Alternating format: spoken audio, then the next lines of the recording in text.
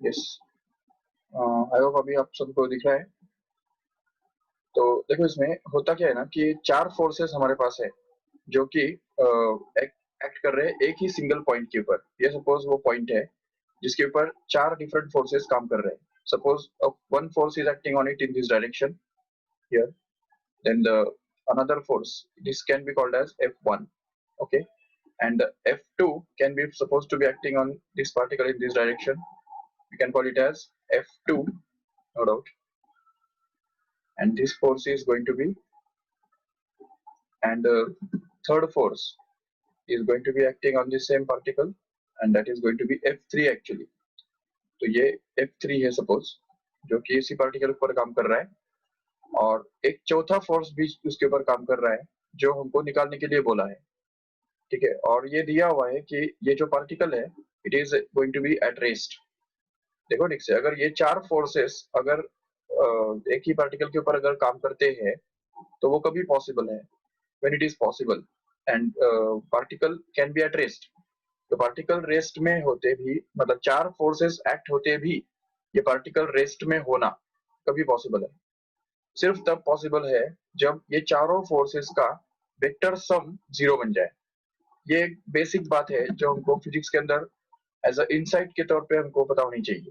देखो होता ऐसा है कि अगर सपोज एक नॉर्मल एक सिचुएशन हम देखेंगे ठीक से, कि अगर किसी बॉडी को अगर हम दो फोर्सेस काम करते हैं, एक फोर्स डाउनवर्ड डायरेक्शन में, मतलब एक समझो एक बॉडी जो है वो टेबल के सरफेस के ऊपर रखा हुआ है, ऐसे ही समझ लो सपोज, ठीक है, ये टेबल का सरफेस है और ये बॉडी रखा हुआ है उस टेबल के सरफेस के ऊपर। तो उसके ऊपर एक फोर्स काम करेगा जो डाउनवर्ड डायरेक्शन में होगा, जो कि उसका खुद का वेट, राइट। और एट द सेम टाइम अगर और एक फोर्स उसके ऊपर काम कर रहा है अपवर्ड डायरेक्शन में, जो कि टेबल के सरफेस के द्वारा एक्सर्ट किया जाता है, जिसको हम नॉर्मल रिएक्शन बोलते हैं। तो under the action of these two forces the body will be at rest, just because this upward force is going to be balanced exactly by the downward force. So we can say that the vector sum of both of these forces is going to be equal to zero. If we say this force as n bar and this downward force as mg bar, then we can say that n bar plus mg bar is going to be actually o bar. तो ये दो vectors का addition zero होता है।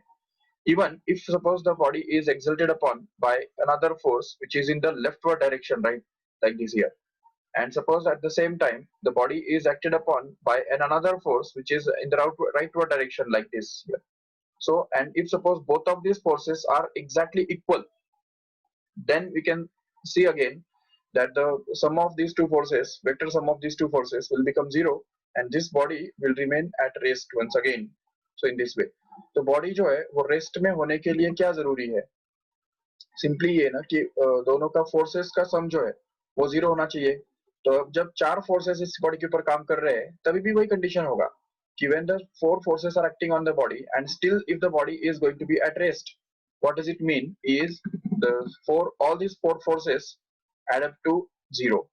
तो ये चारों forces का जो वेक्टर सम है वो जीरो बन रहा होगा, तभी जाके ऐसा हो सकता है। which means that this F1 bar plus F2 bar plus F3 bar plus F4 bar, ये चारों का जो सम है वेक्टर सम, जो कि जीरो बनना एक्सपेक्टेड है, मतलब ओ बार बनना एक्सपेक्टेड है। जीरो मतलब जीरो वेक्टर एक्चुअली। तो that is going to be the, this is going to be the equation. तो जिससे ही हमको फोर्थ फोर्स मिल जाएगा आराम से। तो ये जो फोर्थ फोर्स है वो निकालने के लिए हम क्या करेंगे, बाकी सभी फोर्स को उस तरफ डाल देंगे। देखो F4 bar can actually be found out to be equal to minus of F1 bar minus of F2 bar minus of F3 bar, no doubt. So this becomes the equation to find out this F4 bar. So minus of F1 bar, F1 bar क्या है, अभी डालते हैं values सभी। तो यहाँ पे हमको मिलेगा F1 बार मतलब 5i bar minus 4j bar plus 3k bar, right? So here it is, and then minus F2 bar. F2 bar is nothing but this minus 5k bar, right? So we can replace it by that minus 5k bar. Okay, and then this F3 bar, which is actually going to be minus 6i bar plus 4j bar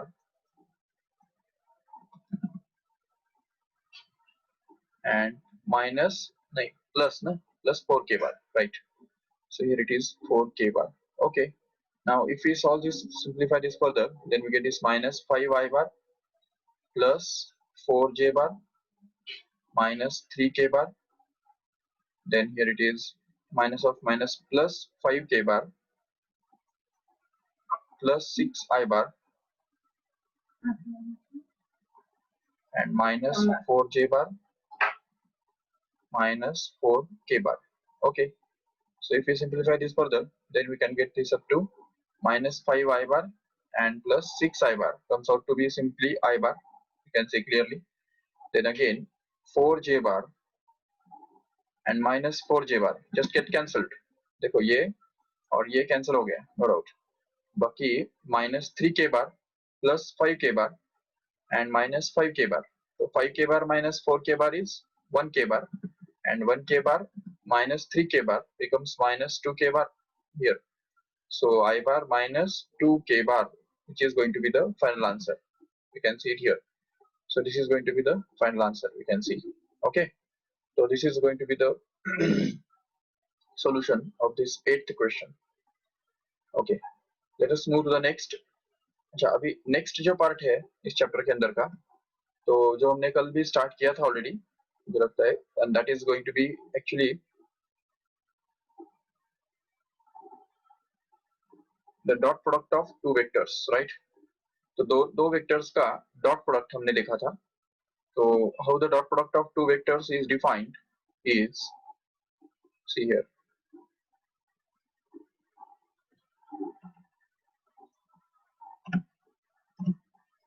Yes, if we have the two vectors, one of which is going to be a bar and the another one is going to be b bar, then, and suppose theta is the angle between these two vectors, then the dot product of two vectors is defined as the product of the magnitudes of both of the vectors multiplied by cosine of angle between them. So a bar dot b bar, जब हम a bar dot b bar लिखते हैं तो उसका मतलब क्या होता है, उसको हम लिख सकते हैं mod of a bar into mod of b bar into cos of theta. ये उसका मतलब होता है. उसको ही हम इन बिल्कुल शॉर्ट में ऐसा भी लिख सकते हैं, a b cos theta. That's it. So in this way we can define the dot product. तो ये definition है dot product का. चलो ठीक है.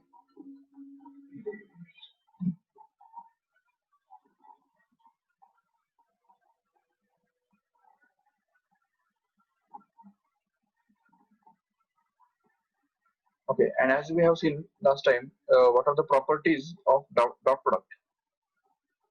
तो properties भी हमने देखे थे dot product के. जैसा कि सबसे पहला property क्या देखा था, तो हमने देखा था कि the dot product of two vectors a bar dot b bar is always equal to b bar dot a bar. Means dot product can be reversed in order. तो order में वो reverse किया जा सकता है, no problem. And dot product is distributive in the sense, if we have this a bar outside the bracket and we have to take the dot product of this a bar with b bar plus c bar, then this can be expanded as a bar dot b bar plus a bar dot c bar. So this is called as the distributive law, and this distributive law holds true in case of this dot product of two vectors. Remember. Again, we can see the next property. It is that a bar dot b bar dot c bar can be done in two ways. If we do it like this, then it is not going to be same as this. This is the third property of dot product. You can see clearly. Then again, it is that if we have this dot product of the two parallel vectors, अगर दो vectors parallel है, if a bar is parallel to b bar, then we can say that means the angle between the two vectors theta is going to be 0. Then we say that the dot product of the two vectors happens to be simply the product of their magnitudes only. So we can say that a bar dot b bar happens to be simply ab only. And if a bar is anti-parallel to b bar like this, तो अगर ए बार B bar को anti parallel है, मतलब ये theta जो है वो अगर 180 डिग्री है, तो उस केस में जो डॉट प्रोडक्ट है वो उन दोनों के मैग्नीट्यूड के प्रोडक्ट के नेगेटिव के बराबर बनता है। ये भी हमने देखा था ऑलरेडी। और अगर दो वेक्टर्स परपेंडिकुलर है, means if suppose a bar is going to be perpendicular to b bar, that means the theta, that is angle between them, is going to be suppose 90 degree, then we say that a bar dot b bar becomes 0, and this is the property. Next is about if a bar and a bar और b bar के बीच में जो angle है, तो वो angle अगर suppose acute है, less than 90 suppose है, तो उस केस में फिर क्या होता है कि डॉट प्रोडक्ट जो है वो जो भी होगा वो पॉजिटिव होगा, ये कंपलसरी है, it's going to be positive, no doubt. And if theta is going to be greater than 90, means if it is obtuse, then the dot product of two vectors happens to be negative. Remember, this is also a property of the dot product. And one more property here to be listed is about if we take the self dot product of a vector with itself, मतलब किसी भी vector का अगर हम dot product ले लेंगे उसके खुद के साथ, तो हमको क्या मिलेगा? तो हमको मिलेगा, देखो, mod of a bar into mod of a bar into cos of angle between a bar and a bar itself, which is going to be 0.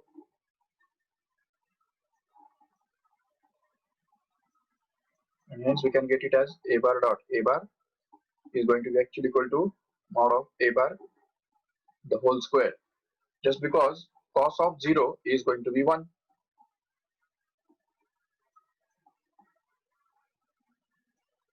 That's why you can get this property to be listed here. तो ये भी important property है, याद रखो इसको ठीक से। चलो ठीक है, अभी ये सब प्रॉपर्टीज तो हमने वैसे कल भी देखे थे, बट अभी आज के लेक्चर में हम ये जो तीन कोऑर्डिनेट वेक्टर्स होते हैं ना, कार्टेशियन वेक्टर्स जिनको हमने बोला था, याद होगा आपको, Cartesian vectors, one of which is along x axis, the other one is along y axis, and the third one is along z axis. तो ये जो तीन वेक्टर्स होते हैं, इन तीनों का डॉट प्रोडक्ट हम लेने वाले हैं।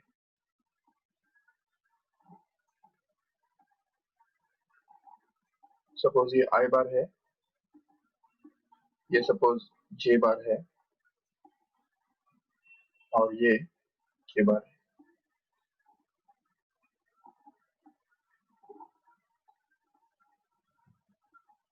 All these three are the unit vectors, remember. Now we want to find out I bar dot I bar. Then again we want to find out I bar dot J bar also. Or first of all, we'll try to find out the product of I bar with all the three. तो ऐसा करेंगे, पहले I bar dot I bar निकालेंगे, फिर J bar dot J bar निकालने के लिए try करेंगे, फिर K bar dot K bar निकालने के लिए ट्राई करेंगे। ठीक है, ये हो गया। उसके बाद फिर हम निकालेंगे I bar with J bar. Okay, then we'll find out J bar with K bar, and then we will take the dot product of K bar with I bar and just reverse also. तो इसका reverse भी करेंगे, J bar dot I bar भी निकालेंगे, K bar dot J bar भी हमको निकालना होगा, और I bar dot K bar भी हमको निकालना होगा। ठीक,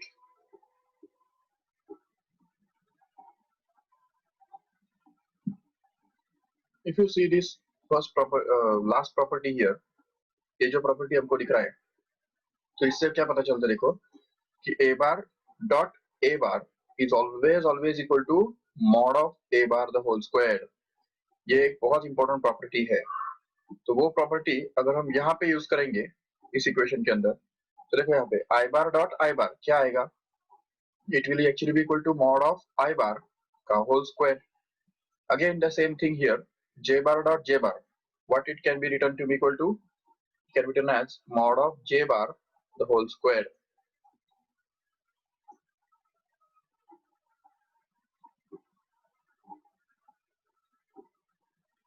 Similarly for k bar also, no doubt. Okay, but as we know that I bar, j bar, and k bar, all of them are unit vectors. Remember,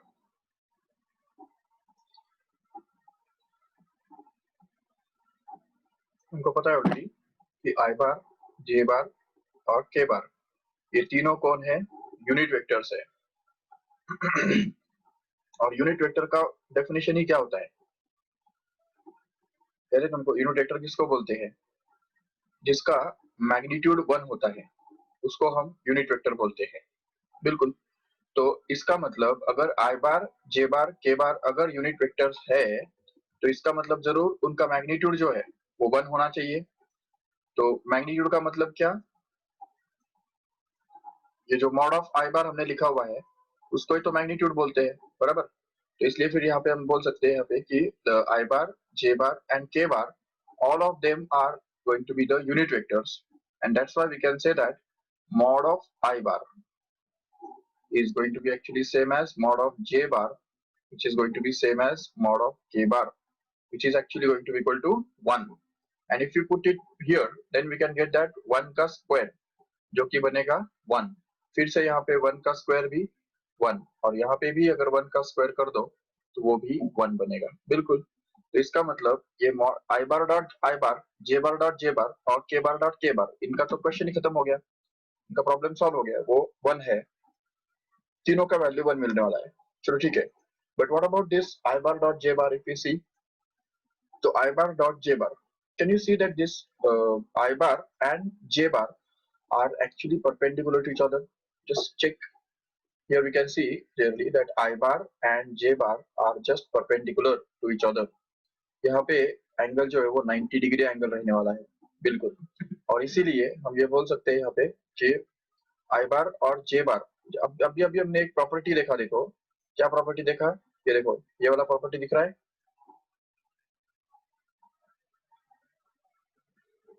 ये देखो whenever the two vectors are perpendicular to each other, the angle between them is 90 degree, so their dot product is always going to be 0.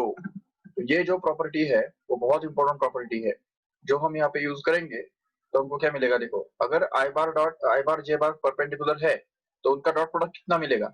0 मिलेगा। और क्या मिलेगा? जे बार dot के बार, अब देखो जे बार और के बार ये दोनों भी तो परपेंडिकुलर है, वो तो सीधा डायग्राम में ही दिख रहे हैं और इसलिए उनका भी डॉट प्रोडक्ट क्या बनेगा? बिल्कुल 0 बनेगा। और finally k bar dot I bar, they are also perpendicular to each other. You can see clearly that k bar and I bar also perpendicular to each other. Every pair is perpendicular to each other. That's why they are called as mutually perpendicular to each other, and that's why they will be 0. And again we know that the dot product is irrespective of the order. So I bar dot J bar करो या J bar dot K I bar करो, answer तो एक ही आने वाला है। तो इसलिए यहाँ पे 0 भी करेंगे, यहाँ पे भी 0 आ जाएगा और यहाँ पे भी 0 ही आ जाएगा, क्योंकि ये सब जो वेक्टर्स जो है वो परपेंडिकुलर होते हैं। तो ये एक बात हमको समझनी है अच्छी तरह से, तो इसको भी नोट करके रखो ठीक से। क्या हमने देखा, देखो इसको हम समराइज फॉर्म में बोल सकते हैं इस तरह से कि देखो दो ही बातें हैं, एक तो i bar dot i bar is same as j bar dot j bar, which is same as k bar dot k bar, which is going to be equal to 1, right? And at the same time दूसरी बात हम देख सकते हैं कि I bar dot J bar, इसके अलावा जो भी कोई प्रोडक्ट रहेंगे I bar dot J bar हो या J bar dot I bar हो या J bar dot K bar हो या K bar dot J bar हो या K bar dot I bar हो या I bar dot K bar हो, everything else will become equal to 0. That's all. And now we will be able to find out the expression of the two vectors. If the two vectors are expressed in terms of I bar, J bar, K bar, अगर हमारे पास दो vectors है, suppose for example we have the two vectors where P bar is expressed in terms of I bar, J bar and K bar as Px into I bar, Px मतलब उसका x component है, तो Px I bar plus Py J bar plus Pz K bar.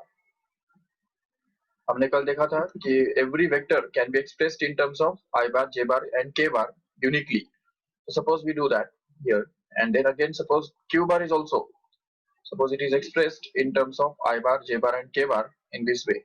Suppose Qx into I bar plus Qy into J bar plus Qz into K bar. Suppose इस तरह से हमने ये दोनों वेक्टर्स को एक्सप्रेस किया, और सपोज हम डॉट प्रोडक्ट लेते हैं इन दोनों का, तो देखो पी बार डॉट क्यू बार निकालने का मतलब होगा, ये पी बार का वैल्यू हमको डालना है यहाँ पे, तो ये देखो पी बार का वैल्यू आ जाएगा जो कि हमारे पास है already P x into I bar plus P Y into J bar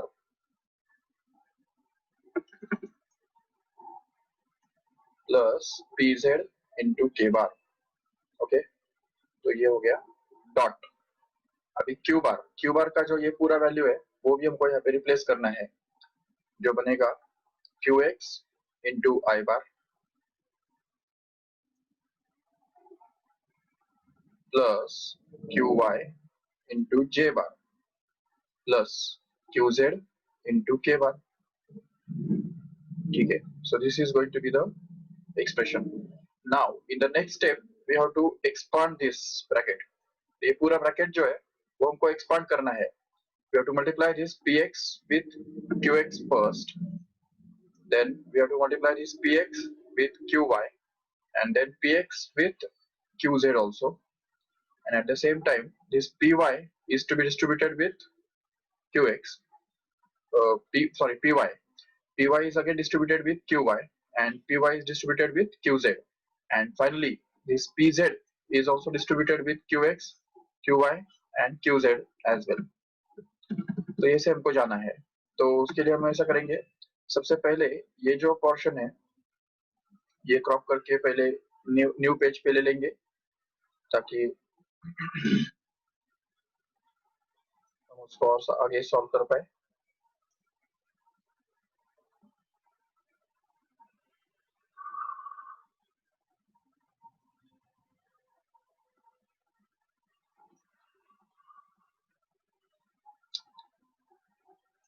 Just wait.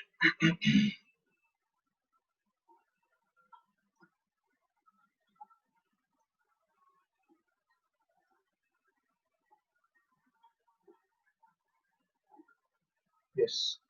So this is the first step we have seen here, which will expand as, तो देखो इसको एक्सपांड करेंगे तो क्या मिलेगा हमको, 9 टर्म्स मिलेंगे। देखो ठीक से 9 टर्म्स कौन से देखो, तो सबसे पहले px जाएगा qx के साथ, तो ये देखो ये बन गया px into qx, and this I bar will go with this I bar itself, so we can say this will be into I bar dot I bar. Okay, plus अभी सेकेंड टर्म में देखो px itself will go with this qy here, so the next term will be px into qy and into I bar dot j bar. Okay, plus अब यहाँ पे तीसरा term बनेगा px into qz. Okay, qz, and this I bar will just multiply with k bar here. Okay,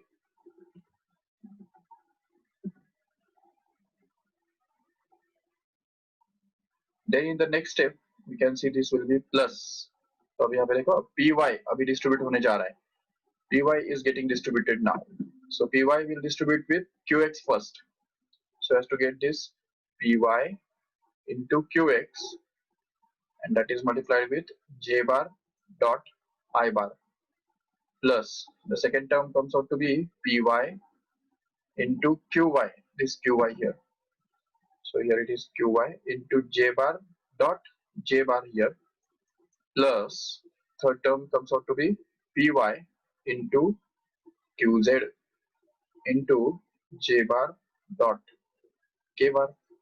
okay, plus अभी तीसरा रो जो है तो उसके अंदर pz जो है, pz will distribute with each of these three qx, qy and qz, so that we get this first as pz into qx should be multiplied with k bar dot I bar first, plus here it is pz into qy into k bar dot j bar, and last will be pz into qz into k bar dot k bar itself.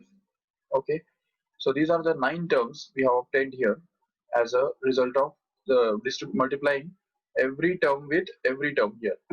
So every term in the first bracket must be multiplied with every term, each and every term in the second bracket. Okay, so these are the 9 terms. Out of these 9 terms, if we focus on these 3 terms which contain I bar dot I bar here, again j bar dot j bar here, and k bar dot k bar here, because already we have seen just now, अभी हमने देखा क्या देखा कि यहाँ पे हमने देखा कि I bar dot I bar क्या बनता है 1, j bar dot j bar 1, और k bar dot k bar 1 बनता है. This is going to be 1 and all rest of the terms are going to become 0. See here, ये सारे जो बचे हुए टर्म्स है I bar dot j bar हो या j bar dot k bar हो या j bar dot I bar हो या k bar dot j bar हो, कुछ भी हो, rest of the things become 0 except these terms which contain the similar vectors multiplied each other. तो मतलब जिनके अंदर ऐसे दो वेक्टर्स है जो सेम है, I bar dot j bar, I bar dot I bar या j bar dot j bar या k bar dot k bar, वही सिर्फ 1 बनते हैं, बाकी सारे 0 बनते हैं. तो देखो यहाँ पे ये जो 3 टर्म्स हमको मिल रहे हैं ना, कौन से दिख रहे हैं यहाँ पे, एक तो देखो इधर ये जो first term, then second term, and this will be the third term. These 3 terms will be become 1. ये I bar dot I bar क्या बन गया 1 बन गया, ये j bar dot j bar क्या बनेगा 1, और k bar dot k bar भी 1, and everything else is going to become 0. ये बन गया 0, ये बनेगा 0, ये 0 बनेगा, ये भी 0 बनेगा, ये भी 0 बनेगा और ये भी 0 बनेगा. तो 6 टर्म्स जो है वो गायब हो जाएंगे और बाकी जो 3 टर्म्स है वो बचे रहेंगे. तो कौन से 3 टर्म्स बचेंगे, तो उसको हम लिख सकते हैं केयरफुली. देखो p bar dot q bar, we are going to find it out. So p bar dot q bar becomes actually equal to this term. First term contains px into qx actually plus, अच्छा into 1 भी है, ये 1 जो है इसका 1 बनेगा इसलिए, plus अब यहाँ पे सेकेंड टर्म क्या ये बचने वाला है, बाकी सब तो 0 बनने वाले हैं, बाकी ये बचेगा py into qy just multiplied with 1, and the last term will be this here which is left, which is going to be pz into qz, and that is again multiplied with 1. So we know that 1 से multiply किया या नहीं भी किया तो भी एक बराबर ही होता है, तो इसलिए p bar dot q bar actually क्या बनता है, तो देखेंगे ठीक से, it becomes actually px into qx plus py into qy plus pz into qz. That's it. So this becomes the formula for finding the expression for p bar dot q bar. Remember, तो ये जो p bar dot q bar है तो वो हम इस तरह से फाइंड कर सकते हैं आराम से. So p bar dot q bar can be found out by using this formula, that is p bar px qx, py qy and pz qz as well. Remember, so this is the formula for finding p bar dot q bar. ये अच्छी तरह से note करके लो, so that we can do the numericals based on this. तो इसके ऊपर based एक दो न्यूमेरिकल्स अगर हमको देखना है तो देख सकते हैं आराम से. Suppose for example we want to find out the dot product of the two vectors. ठीक है, देखो क्वेश्चन ऐसा होगा कि find a bar dot b bar if a bar is given, suppose a bar is given to be 2i bar plus 3j bar minus 4k bar. Okay, and at the same time b bar is also given. See, b bar is given here, that is going to be 4i bar minus 5j bar plus 6k bar. Okay, तो समझो ये दोनों vectors दिए हुए, a बार भी दिया है b बार भी दिया है, और हमको इन दोनों का a bar dot b bar निकालना है. How can we get that? So simply a bar dot b bar means, तो इसके लिए भी फॉर्मूला तैयार कर सकते हैं हम आराम से. तो जैसे हमने अभी देखा कि p बार डॉट q बार का फॉर्मूला क्या होता है, px qx plus py qy plus pz qz ऐसा होता है. And px qx py qy pz qz किधर होते हैं, पी बार और क्यू बार के अंदर होते हैं, ये भूलो मत।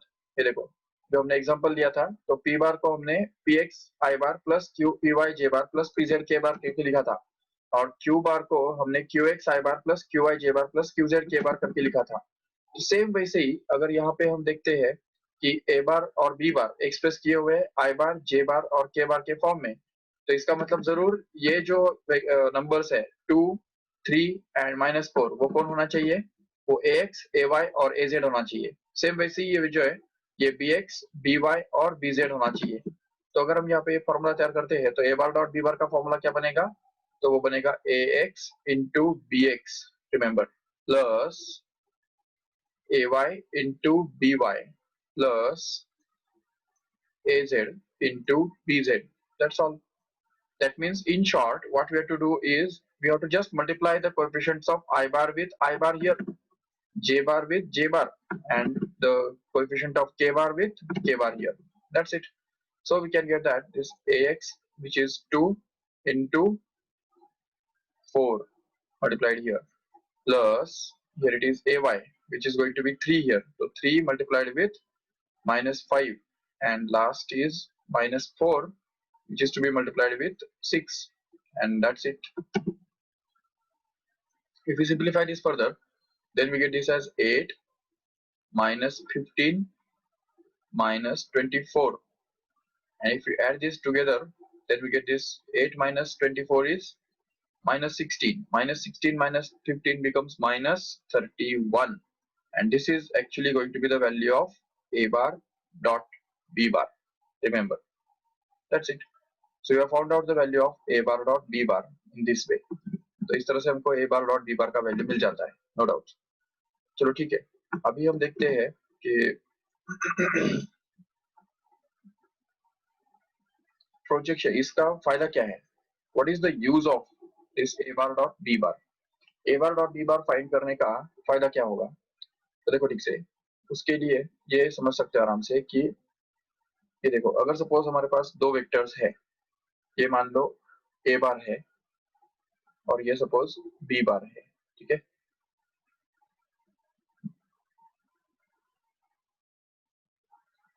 ये सपोज A बार है और ये मान लो B बार है, और अभी सपोज कि हमने A बार से एक परपेंडिकुलर ड्रॉप किया, ओके, एक छोटा परपेंडिकुलर हमको ड्रॉप करना है A बार से इस B बार के ऊपर, so as to meet it in some value, some point like this।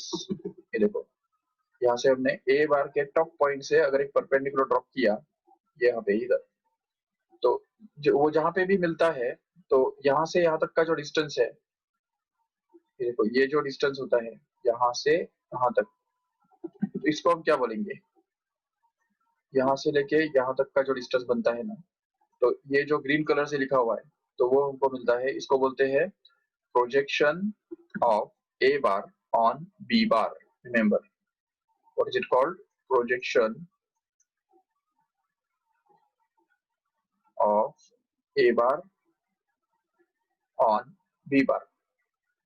या जरूरी से अगर सपोज ये दोनों के बीच में एंगल अगर थीटा है मान लेते हैं, तो उस केस में A बार का प्रोजेक्शन B बार के ऊपर जो निकाला जाता है, तो वो इस एंगल के ऊपर भी डिपेंड करता है जरूर, क्योंकि देखो अगर मान लो कि ये वेक्टर फिक्स्ड वेक्टर है, ये सपोज यहाँ पे एक B बार जो है वो फिक्स्ड है, नो डाउट, और A बार को अगर हम घुमाते चले जाए, suppose A bar is rotated, suppose by default A bar is like this, तो अब देखो A बार ये ऐसा है।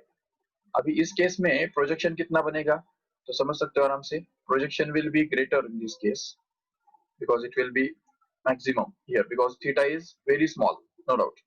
But if suppose we increase the angle of this A bar, इस A bar को अगर हम suppose turn करते हैं इस तरह से, देखो ठीक से, इसको हमने अगर turn किया ऐसे और फिर अगर इसके ऊपर रख दिया, तो अभी क्या होगा देखो, तो अभी प्रोजेक्शन इंक्रीज हो गया या डिक्रीज हो गया, तो देखो अभी हमको प्रोजेक्शन क्या मिलेगा, ये मिलेगा, देखो this will be actually the projection now. तो यहाँ से हमने परपेंडिकुलर ड्रॉप किया, वो परपेंडिकुलर इसको कहाँ पे जाके मिलता है, वो है प्रोजेक्शन। अभी ये प्रोजेक्शन इतना ही बन गया, देखो this much is the projection, जबकि वो पहले कितना था, ये देखो पहले प्रोजेक्शन इतना था, जबकि उसका एंगल ज्यादा था, तो उस समय प्रोजेक्शन भी ज्यादा था। अभी अगर एंगल बढ़ गया तो प्रोजेक्शन थोड़ा कम हो गया। अगर हम एंगल और बढ़ाते हैं, समझो कि एंगल हमने और थोड़ा बढ़ा दिया, तो देखो क्या होगा। सपोज ये है हमारा vector A bar, and if you rotate it still further, suppose इसको और थोड़ा हमने रोटेट किया और इसके एंड पॉइंट पे जाके रख दिया, तो अभी देखो प्रोजेक्शन कितना है। तो अभी प्रोजेक्शन ढूंढने के लिए हमको क्या करना पड़ेगा, इस पॉइंट से, टॉप पॉइंट से हमको एक परपेंडिकुलर ड्रॉप करना पड़ेगा इधर इसके ऊपर, जो उसका प्रोजेक्शन कहलाएगा। तो अभी प्रोजेक्शन कितना है, देखो ठीक से, तो अभी तो ये बहुत ही छोटा हो गया। ये देखो यहाँ से बस यहाँ तक ये हो गया projection, you can show it clearly here. तो यहाँ से यहाँ तक ये इतना ही प्रोजेक्शन हो गया। At some point the projection में also become zero. Just see, if suppose this a bar is turned still further, अगर इस ए बार को हम और थोड़ा टर्न करते हैं, और अगर टर्न करते करते अगर बिल्कुल वर्टिकल अगर कर देते हैं, देखो ठीक से अभी ये सपोज ऐसा हो गया, अभी बिल्कुल वर्टिकल हो गया। अभी इस केस में देखो ठीक से, और इसको अगर हम यहाँ पे रख देते हैं इस बी बार के ऊपर, तो अभी देखो ठीक से, if we try to drop the perpendicular from this vector on this b bar here, then it will just be coincident with this vector itself, and that's why its projection is supposed to be zero, no doubt. So here is going to be the projection which is nearly zero. So we can see clearly that the projection can become zero when this vector a bar becomes actually perpendicular to the vector b bar, no doubt. So these are the different situations in which the projection can become zero or acute and negative also. Even it can become negative also. For example, if we have this vector kept here, ये b bar हमारे पास है, no doubt, और अगर a bar जो है वो अगर ऐसा है, देखो ठीक से ऐसा है, this is your a bar. So in this case, how will get the projection? तो a bar का b bar के ऊपर प्रोजेक्शन कैसे ढूंढ के निकालेंगे, जबकि थीटा जो है वो ऑब्ट्यूस है, इस केस में थीटा ऑब्ट्यूस है। तो अभी इस केस में हम क्या करेंगे, देखो यहाँ से एक परपेंडिकुलर ड्रॉप तो करेंगे इसके ऊपर, बी के ऊपर, लेकिन वो बी को मिलेगा ही नहीं। क्यों? क्योंकि this perpendicular will meet it be extended, b bar को जब हम एक्सटेंड करेंगे तब जाके उसको मिलेगा। तो इसलिए हम बोल सकते हैं यहाँ पे, ये जो प्रोजेक्शन है, अभी प्रोजेक्शन कितना है, तो यहाँ से लेके यहाँ तक का जो डिस्टेंस है, ये एक्चुअली प्रोजेक्शन कहलाता है। और जो with respect to b bar it's going to be negative. ये देखो बी बार के हिसाब से ये नेगेटिव डायरेक्शन है, इसलिए हम बोल सकते हैं यहाँ पे कि projection is going to be negative, no doubt. But after all the question arises that how will you find this projection, how will you find this projection, projection of a bar on b bar कैसे हम derive करेंगे।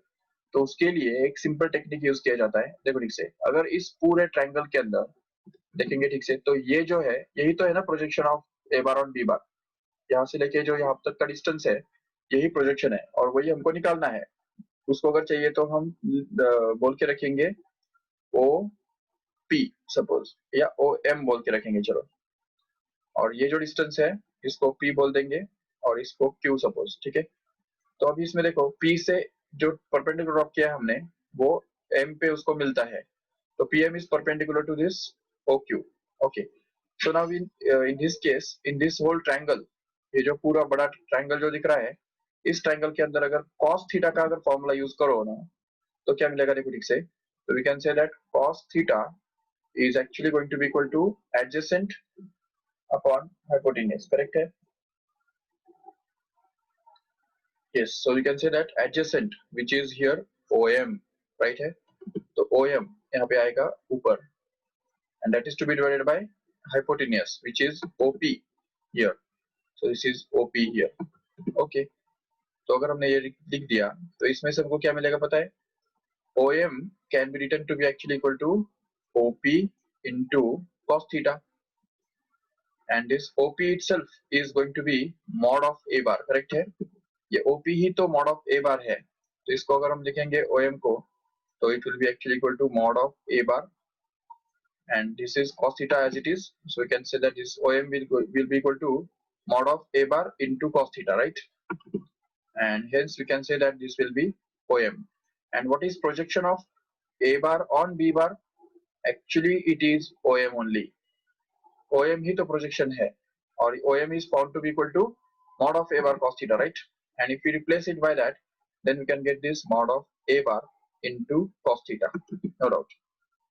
ठीक है, तो ये तो हमको मिल गया, चलो ठीक है. बट अभी इसको थीटा निकालना इतना इजी नहीं होता है थ्री डायमेंशन में, तो उसके लिए हमको क्या करना पड़ता है? तो देखो इधर हम डॉट प्रोडक्ट का यूज करके ले सकते हैं. देखो यहाँ पे, क्योंकि हमको पता है ऑलरेडी, हमने पहले ही देखा था कि दो वेक्टर्स का डॉट प्रोडक्ट कैसे डिफाइन किया जाता है.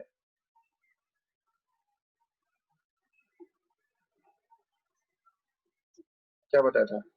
The dot product of two vectors is actually defined as, देखो हमने बताया था कि ए बार डॉट बी बार का फॉर्मूला क्या होता है? Mod of a bar into mod of b bar into cos theta होता है ऐसा. तो ये अगर हम यूज करेंगे यहाँ पे, तो लेकिन यहाँ पे मॉड ऑफ ए बार तो है, कॉस थीटा भी है, लेकिन मॉड ऑफ बी बार तो है ही नहीं. ये देखो mod of b bar is absent. So what will we do here is we'll just multiply divide by mod of b bar here. So just keep this mod of a bar as it is here into mod of b bar is multiplied into cos theta as it is, and this whole thing is to be divided by mod of b bar so as to cancel it out. तो ये mod of b bar cancel हो सकता है, लेकिन करना नहीं है हमको, just because we have ourselves multiplied it with that. तो हमने ही मल्टीप्लाई डिवाइड किया है उसको. चलो ठीक है, अभी अगर इसको हम सॉल्व करेंगे आगे, तो पता चलता है कि ये जो mod of a bar into mod of b bar into cos theta, ये जो है ये कौन होता है?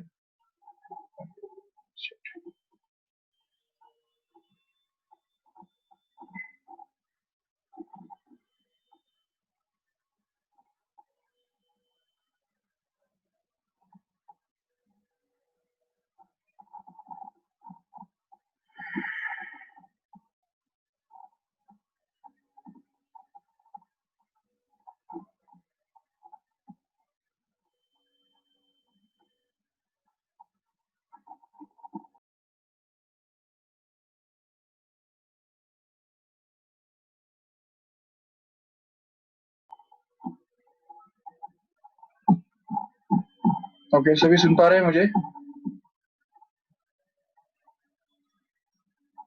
एक्चुअली लाइट चले गया है, तो इसलिए मेरा वीडियो ऑफ नहीं ऑन नहीं हो रहा है. चलो ठीक है, we'll just sum up this lecture. First of all, just we'll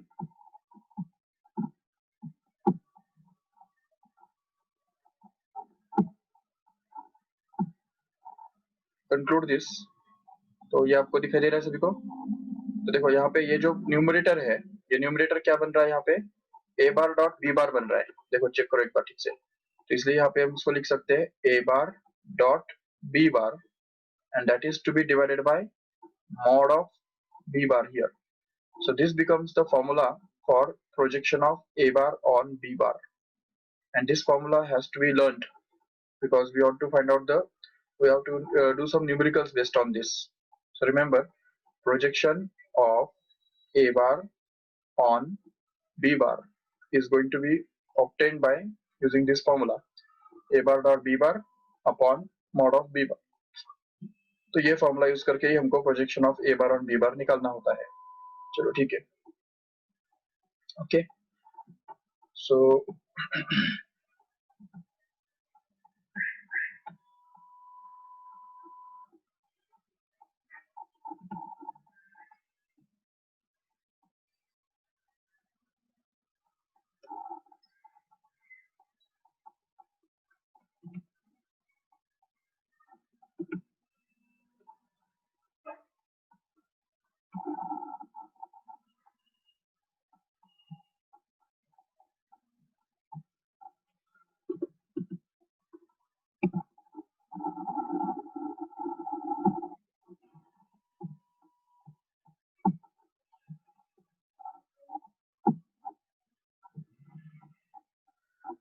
okay, so let us sum up this lecture here.